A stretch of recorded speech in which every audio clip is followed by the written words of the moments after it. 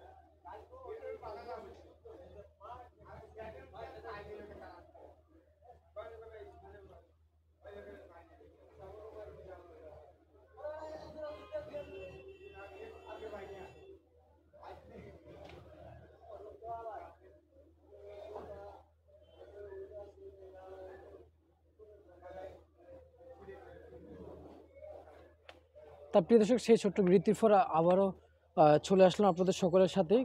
কিন্তু আজকে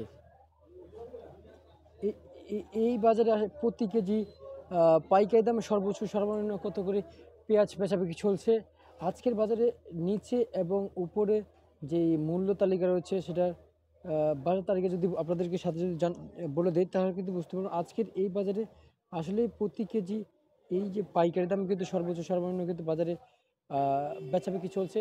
এগুলো কিন্তু 30 থেকে 32, আর নিচে বিক্রি চলছে 24-25। আলু বেচাবিক্রি চলছে সর্বোচ্চ সর্বনিম্ন আজকের এই বাজারে। আলু বেচাবিক্রি চলছে সর্বোচ্চ সর্বনিম্ন আজকের এই বাজারে কত? প্রশ্নটা সবাই করে থাকে। দেখেন, 12 থেকে 13 টাকা করে কিন্তু বর্তমান বাজারে আলু বেচাবিক্রি চলছে। তা প্রিয় দর্শক, এই ছিল রাজধানী থেকে আজকের আমার সর্বোচ্চ যে বার্তাটি আপনাদের সাথে জানিয়ে দিয়েছি।